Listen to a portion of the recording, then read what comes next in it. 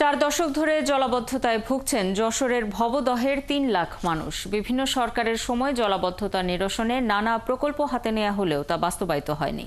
এর স্থায়ী সমাধানে ভবদহ পানি নিষ্কাশন সংগ্রাম আন্দোলন কমিটির 5 দফা দাবিও পূরণ হয়নি। তবে দীর্ঘদিন পর হলেও কিছুটা আশার আলো দেখছেন ভুক্তভোগীরা। আজ ভবদহ অঞ্চল পরিদর্শন করবেন ইউনূস সরকারের 3 উপদেষ্টা। এস.এম. ফরহাদের তথ্য ছবিতে প্রতিবেদন।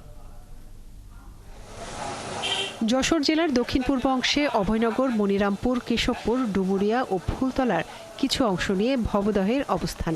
4 দশক ধরে এখানকার 330 কিলোমিটার এলাকার 3 লাখ মানুষ ভুগছেন জলাবদ্ধতায়। গত 2 বছর এই জলাবদ্ধতা আরও প্রকট হয়েছে। এই অঞ্চলের 300টি গ্রাম পানিতে তলিয়ে গেছে, ডুবে গেছে ফসল, মাছের ঘের, বন্ধ শিক্ষা প্রতিষ্ঠান। কিন্তু কোনো কিছুতেই মেলেনি সমাধান। নানা সময় নানা পরিকল্পনা নিলেও তা আলোর মুখ দেখেনি। এখন সামান্য বৃষ্টি হলেই দুর্ভোগ বাড়ে। গত মৌসুমেও কেশবপুর, মনিরামপুর, অভয়নগর, ডুমুরিয়া অঞ্চলে লাখ লাখ মানুষ পানিবন্দী হয়ে পড়ে। আমাদের বর্ষাকালীন সময় আমাদের জীবন মরণ সমস্যায় আমাদের বাড়িঘর, রাস্তাঘাট, পুকুর, ঘের সব তলিয়ে যায়। ভুক্তভোগীরা বলছেন, স্বাধীনতার পরে অনেকবার ভবদহ বিলের জলাবদ্ধতা নিরসনে প্রকল্প হাতে নেওয়া হয়েছে, কিন্তু সেটি ছিল অপরিকল্পিত ও ত্রুটিপূর্ণ।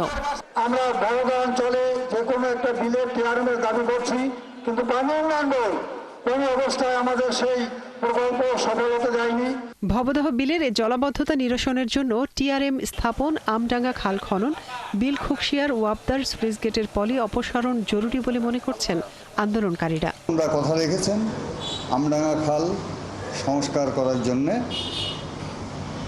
টেন্ডার প্রক্রিয়া সম্পন্ন হয়েছে, কিন্তু কাজে যদি বিলম্ব ঘটে তাহলে এই বর্ষা মৌসুমে আমডাঙ্গা খালের সুফল আমরা পাবো না। সে কারণে জরুরি ভিত্তিতে আমডাঙ্গা খালের ড্রেনটা যদি কমপ্লিট করে দেওয়া যায় তাহলে এই বর্ষাকালে আমরা সুফল পাব। যশোরের মরণ ফাঁদ এই ভবদহ বিল দেখতে আসছেন বর্তমান সরকারের 3 উপদেষ্টা। জেলা প্রশাসক জানান, উপদেষ্টাদের কাছে এখানকার মানুষের বাসস্থান, চিকিৎসা, শিক্ষাসহ নানা বিষয় উপস্থাপন করা হবে। আমাদের জেলা প্রশাসনের পক্ষ থেকে ছোট্ট একটা প্রেজেন্টেশন এটাই থাকবে। আমরা টেকনিক্যাল বিষয়টা হয়তো আমরা দেখাবো না। আমাদের এই জেলার দীর্ঘদিন ধরে যে সমস্যাগুলো আমরা ফেস করেছি, এলাকার মানুষগুলো ফেস করেছে, সেই বিষয়গুলো আমরা তাদেরকে সরকারের কাছে তুলে ধরার চেষ্টা। 3 উপদেষ্টার পরিদর্শনের আশায় নতুন করে স্বপ্ন বুনছেন পানিতে ডুবে থাকা ভবদহ অঞ্চলের লাখ লাখ মানুষ। মনিরা কাজুরি, 71।